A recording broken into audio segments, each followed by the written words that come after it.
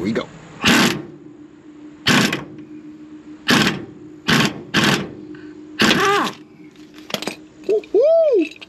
Good morning, Vega Vibers, and all you non-subscribers. I'm watching you.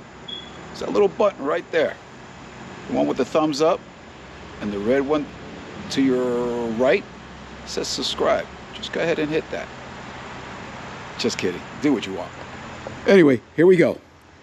In today's video, the 1972 Chevy Chevelle Super Sport. Here we go. So here's the issue. We'll talk about what's underneath the hood later. But for now, this is what we're doing. We're having a problem with alignment. You see the tire? See how it's bald on the outside there? And that one over there is starting to go the same way. So I got it up on jack stands. I did some testing here, and it seems like both outer tie rods are worn. This one's got a little more play than that one. So we're just going to go ahead and change all of them, the inners, the outers, and the sleeves. And then we're going to remove these wheels and check the wheel bearings in here, because we also have a little play on both sides. So we're going to check to see if those are worn. If they are, we'll replace them. If not, and it just needs to be snugged in place, we'll do that before we put it all back together. So let me get a set of tools and we'll get started right away. Come on!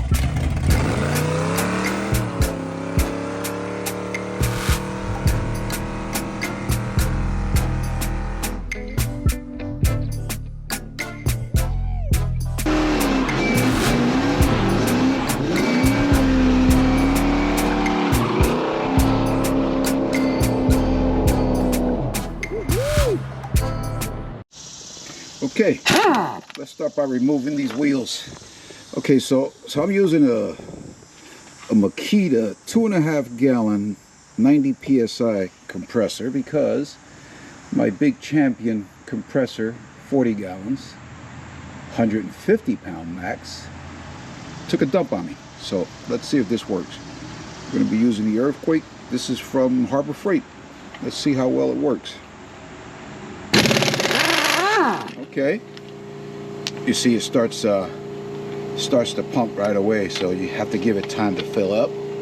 Let's see if I have enough in here for another one. Okay.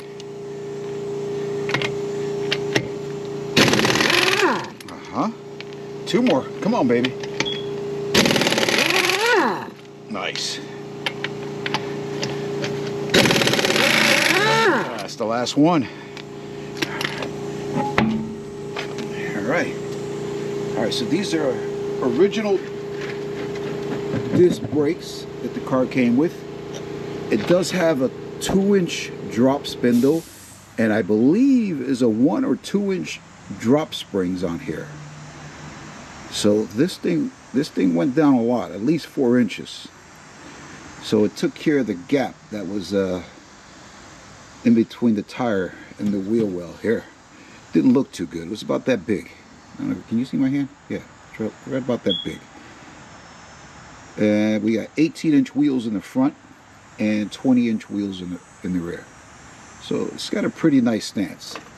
Anyway, let's get the other wheel off and we'll start removing these tie rods. All right, sometimes you get lucky and this will come out in one shot. So let's just keep using these air tools.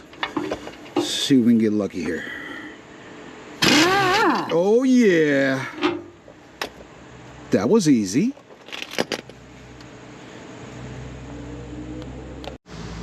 Okay, so this one here is a 5/8. The one we took off first, which is the outer tie rod, was 11/16. Let's see if my luck continues here. Come on. Oh, damn it. Oh yeah.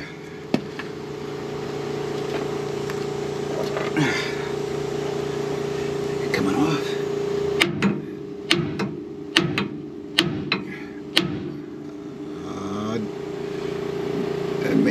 get a pickle for this one. All right.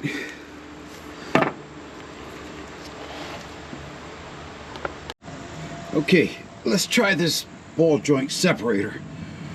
Hopefully it won't go flying off of there and smack me in the mouth or something.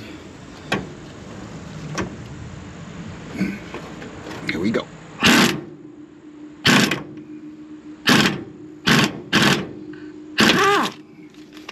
Woo-hoo! Beautiful. Uh-oh. Uh-oh. All right, maybe we need to turn the wheel. Can I turn it here? Nope. All right, the steering wheel must be locked. All right, I'm gonna continue to remove this one, then I'll remove the other two. We'll take it up to the bench and see if we can build them exactly the same length, so it'd be a lot easier for the wheel alignment. Okay. That was too easy. Okay, so we have all the new parts here. So these are Moog tie rod ends. So all I'm going to do here is basically mimic what we have here, right? Just copy this. Same length, right? And on the tie rod ends, you get all four of them in a kit with new Zerk fittings and a new castle nut. So we don't have to use the old hardware. And if you look at it, they're the same here. So you have this one here has a Zerk fitting that fits right on the end here. That would be this one. And then this one here has it right underneath it. And that's this one here. So we're just going to replace them exactly how they came out with the new sleeve. And this one's by All-Star Performance. Does that matter? No. So long as you have a left, this is a right hand, this is a left hand thread. So if you look at the part number, this one says R at the very end there, and this one is L, so left and right. It's that easy. All right, so let me put this together. I'll bring you guys back when it's done. Okay, so I figure I'd bring you guys back just before I got done with this, because it's not as easy as it looks. You know, it's just you thread them in, right? Right hand thread, left hand thread. But you have to separate the sleeve, because I guess when they make them, they press them tight, and you're not going to get these threads started. So I ended up putting this chisel in there, nice thick head on the end, and separating the joint just enough so I can get them screwed in. So this one here turns counterclockwise. And you have to remember, when you put this in, make sure that it's nice and straight. Just keep going until you get it nice and straight and start it. Once you get about 2 or 3 threads in there, you can take her home. But anyway, you're probably better off not replacing the sleeves if there's nothing wrong with them. There's absolutely nothing wrong with the ones I took off. I just figured, why not put new ones on there?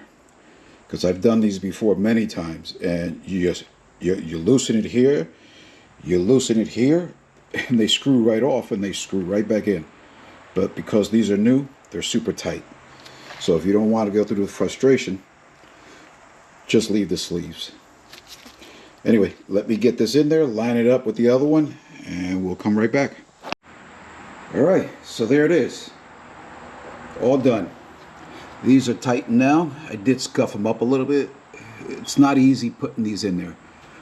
Again, if you can use your sleeves, your original sleeves, just go ahead and use that. It'll be a lot easier to install them.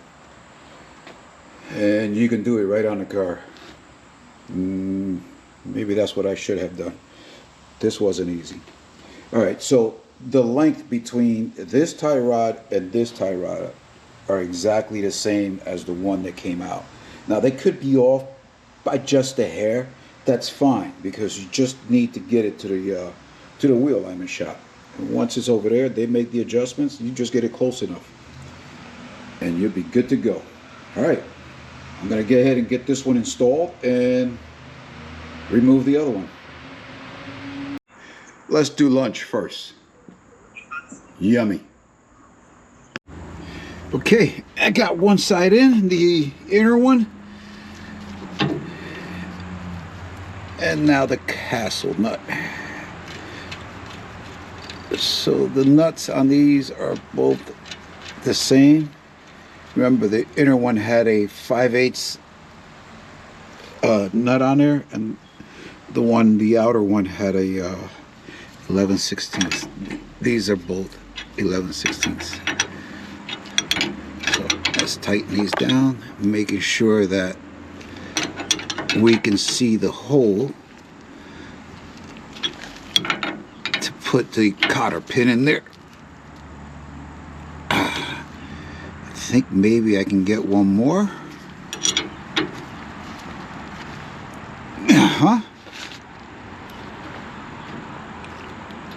Yep. Cotter pin. Okay. All right, so how do you do these? You know, you can put one over the top and one off to the side, or put them both off to the side. If I can get in there.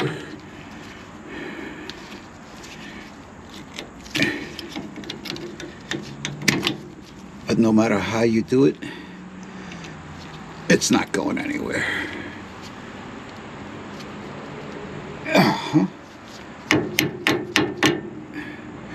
Good enough for me.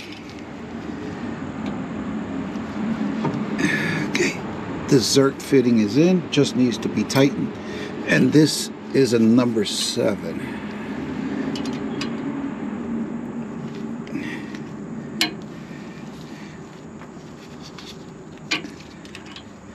I can't see what I'm doing. I'm going by feel. Just get it in there tight enough, and she will be good to go.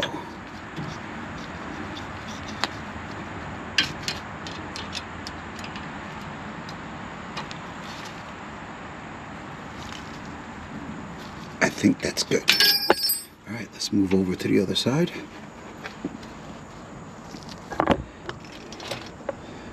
Let's see, do I have the camera lined up correctly? Yes.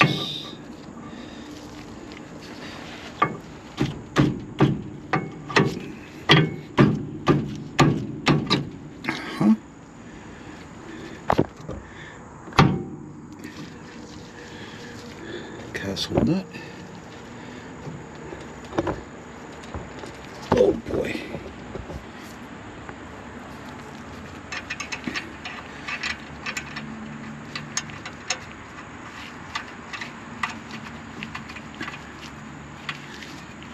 Okay, she started.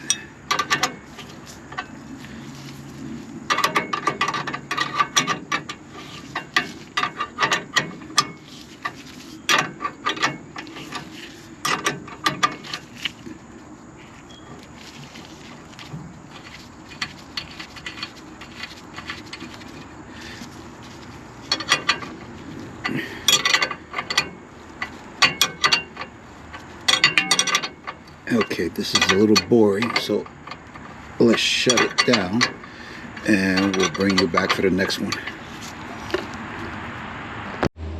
All right, let's see if this one goes my way. Come on, baby.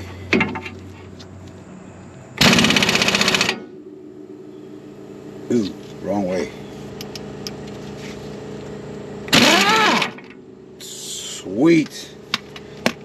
I love it when things work out. All right, let's go get a hammer.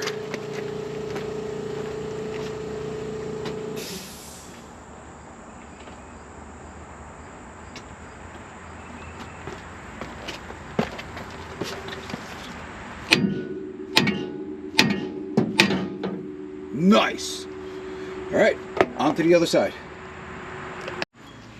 All right, on to the next.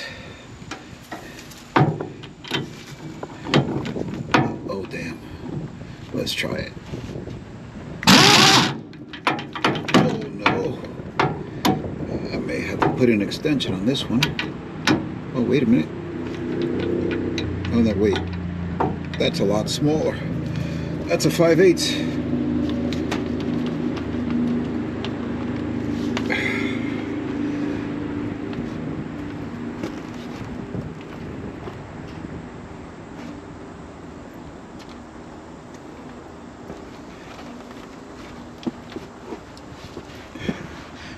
Oh, no wonder I couldn't find the other nut. It's in there. All right, I have to get this out. I'll be right back. Okay, so hopefully I didn't round it off. Oh my goodness, look at that. Easy peasy. All right, let me go get the ball joint separator and we'll separate this one. Okay, let's see if this one comes out as smoothly. All right.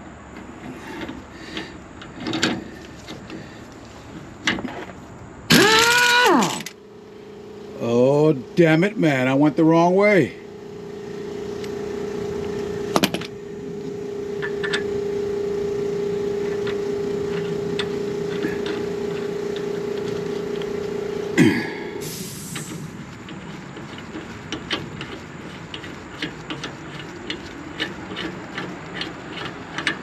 Jesus. Okay, that's about snug.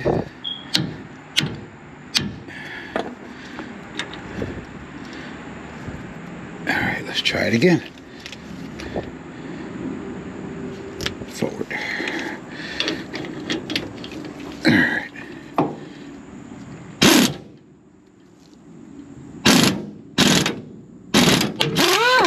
Oh, woo, that was scary.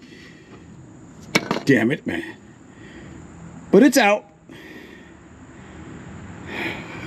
Where'd the socket go? There it is. Alright. Let's get this one assembled. Jesus, that was scary. Okay, the passenger side is in. Nice and tight. Zerk fitting. All in. Now that should help with the handling. Also, when he gets a chance to do the wheel alignment, it's not going to have any loose parts in here. The ball joints are good, lower and upper. We just need to do the bearings here. We have to inspect them, make sure that they're okay. And if everything seems good on both sides, we'll grease them and put them back in, snug them up. But we're going to go ahead and leave that for our next video because this video is running a little long. And I have a hard time keeping you guys on for more than 3-4 minutes. So we will see you in the next video. Thanks for watching. Come back because we have a lot to do. A lot of maintenance we're doing to this car. We're going to go ahead and do the spark plugs. We are getting the spark plugs done. Maybe antifreeze flush. I think we should do that because it's been in here. I can't remember if it's 8 to 10 years, something like that, between 8 and 10 years. And yeah, I think it's time we go ahead and flush this out and refill it. We're gonna do the oil change, spark plugs. We do have valve cover gaskets, but I don't think we're gonna need them because it's not leaking, it's seeping. And if you notice, these bolts are a little loose. So we're just gonna go over everything, make sure all the bolts are tight. And we'll take it from there. Anyway, folks, thanks for watching, and we'll see you in the next video.